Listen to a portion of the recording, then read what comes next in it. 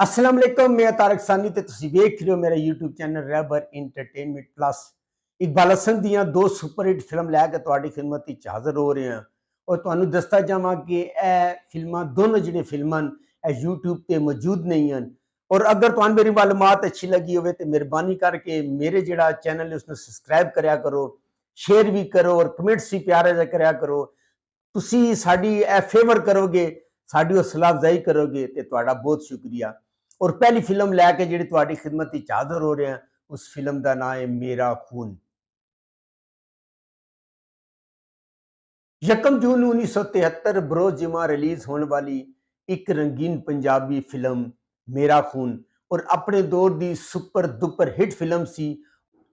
और इस फिल्म नूं MYM मूवीज़ ने रिलीज़ कीता सी ते इस फिल्म के अदाकार इकबाल हसन, आलिया, नगमा, एजाज, नीलोफर, नन्ना, अली जाज, अलियास कश्मीरी,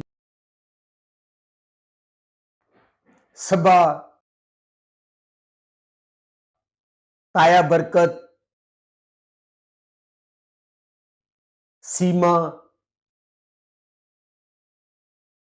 चंगेजी, अली नवाज, खालिद, आशी, शकील, रफीक टिंगू ते असद बुखारी। हदायत वहीद डार, एदा लिखारीन तनवीर काजमी, एदा म्यूजिक दिता है बाबा जी चिश्ती ने। इस फिल्म के शायर ख्वाजा परवेज, गुलकार नूर जहान, तसव्वुर खानम।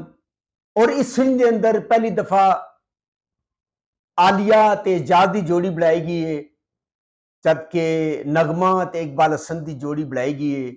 इस तो पहले एक ट्रेंड होता सी कि जिहड़ी नगमा होंदी सी वो एजाज दे नाल होंदी सी और आलिया की जिहड़ी जोड़ी है इकबाल हसन दे नाल होंदी सी।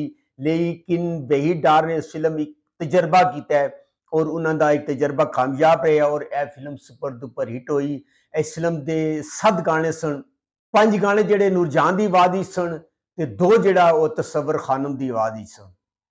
ते इस फिल्म के जिहड़े मशहूर गाने हैं वो ए सन, म्यूजिक बड़ा शानदार है, गाने जिहड़े मशहूर हैं वो ए गाने सन, दुनिया वालों अपने हथी नूरजहान की आवाज़ विच, गुडिया ने 2 रंग परंगियां तसव्वुर खानम की आवाज़ विच, एक फरमैश मामूली जही अज करनी है तैनू तसव्वुर खानम की आवाज़ विच, जान तू प्यारा मैनू लगना है सदा हस के बुलांदा रही नूरजहान की आवाज़ विच, जी सोनिया वे तेरा प्यार मंगिया एक वारी नी नूरजहान की आवाज़ विच, ना कोई प्यो ना कोई भरा कंजरी मेरा नाम नूरजहान की आवाज़ विच, सोनिया वे सारी महफिल विच तेरा कोई जवाब नहीं नूरजहान की आवाज़ विच।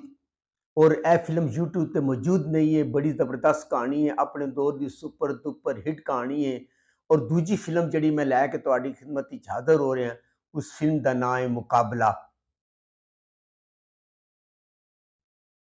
23 मार्च 1979 बरोज़ जिमा रिलीज होने वाली एक black and white Punjabi film मुकाबला। दुनिया बड़ी उस्ताद सब कुछ आप सिखांदी। इस फिल्म के अदाकार इकबाल हसन, आसिया, निमी, अली जाज,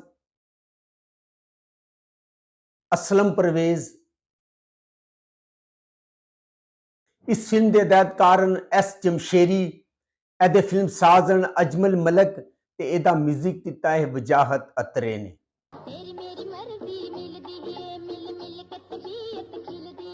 गुलकारा माला ते अफशां।